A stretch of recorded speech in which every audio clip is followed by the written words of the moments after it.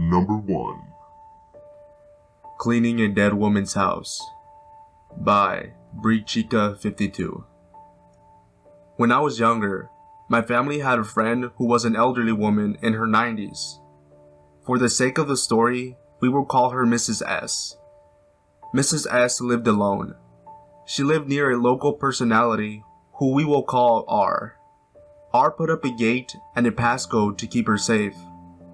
Her house was a 2-story house with a large basement and several bedrooms. After she passed away, we were asked by her daughters to help clean her house. Naturally, we agreed because we loved Mrs. S and her family. She had rented a house to my parents when they first moved to my city. We started cleaning. I was cleaning the kitchen and dusting the living room shelves when my mom yelled for me to come and help her clean the room we called the pink bedroom. As we were cleaning, she asked me to go into the pink bedroom and find her phone. So I went into the room, and there was a small shelf that hides the air ducts. The shelf was out of the wall, so I put it back and grabbed my mom's phone before returning to the bedroom. A few minutes later, we moved to the next bedroom and began cleaning the attached bedroom when my dad asked me to see if he had left his drill in the pink bedroom. So I of course went in and saw that the shelf was out of the wall again. At this point, I was starting to get scared, so I asked my parents if they had moved it, and they both said no. So I put it back and turned to leave. When I looked back, I saw Mrs. S sitting in the chair that was inside the room.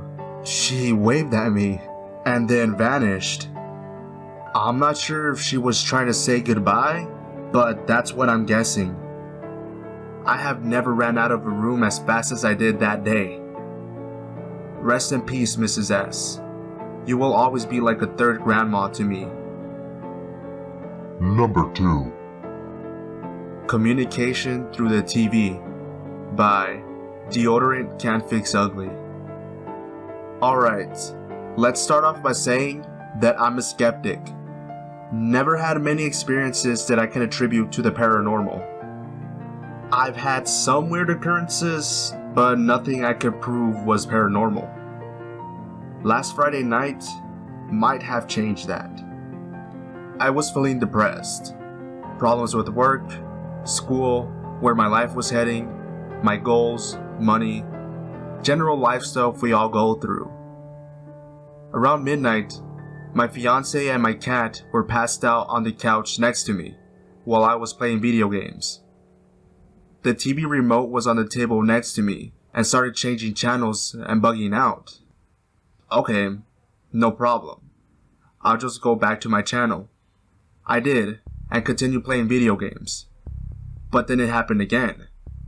But this time, it went to channel 532 and shut off.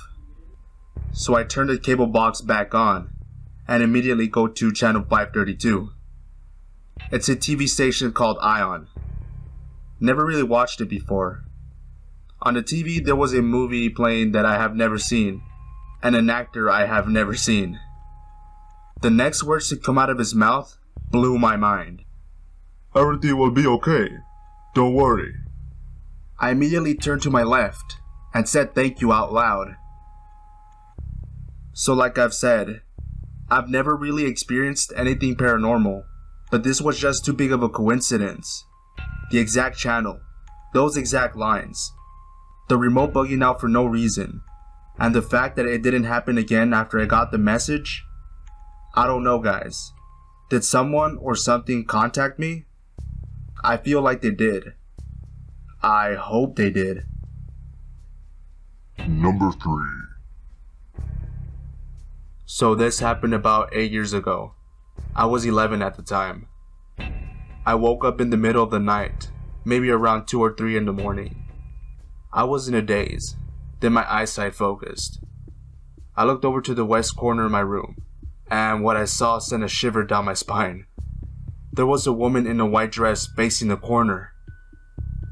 Before I continue, let me give you the layout of my room at the time.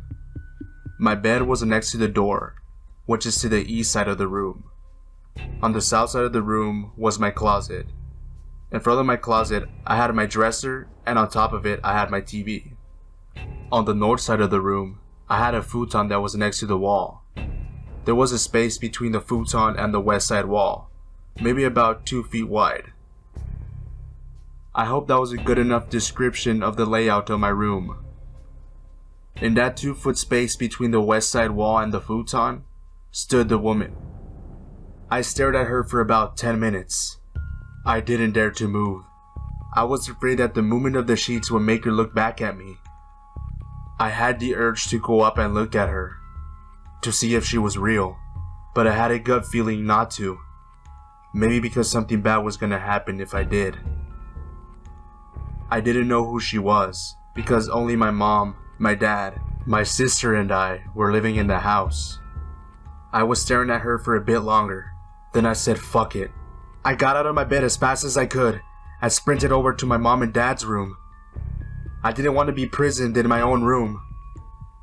When I got to their room, my mom, my dad, and my sister was sound asleep. I crawled into bed and fell asleep after a few minutes. In the morning, I told my parents of what I saw the night before. They didn't believe me at first, and they thought I was joking, but I assured them that I knew what I saw. Then they thought that someone had broken in. We checked the security tapes and saw that no one had broken in. My parents were confused. If no one had broken in, then who was she? My mom concluded that it was an apparition. After that day, I was afraid to sleep in my room for months. After some time passed, and my mom telling me that it wasn't going to happen again, I was able to sleep in my room without feeling fearful. It's been 8 years now, and I'm glad till this day that I did not go up to see if that woman was real or not.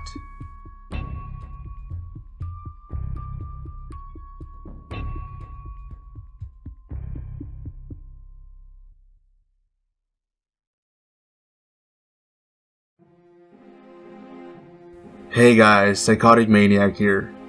Today I decided to switch it up a bit and give you guys a bit of paranormal fear.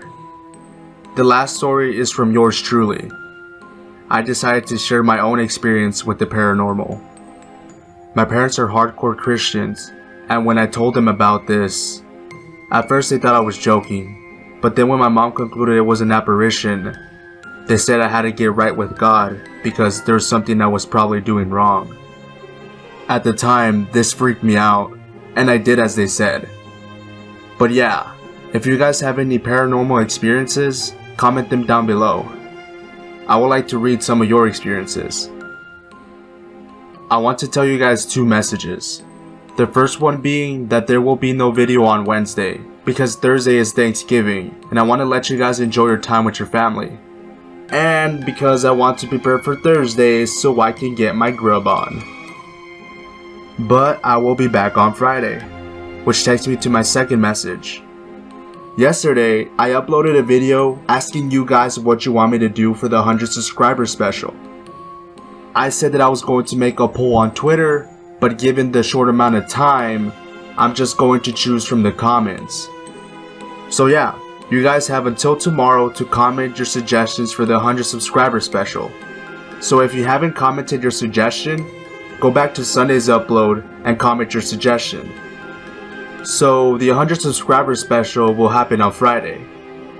Alright Psycho Squad, happy holidays, don't overeat on Thanksgiving, and remember, everyone is a tad bit insane.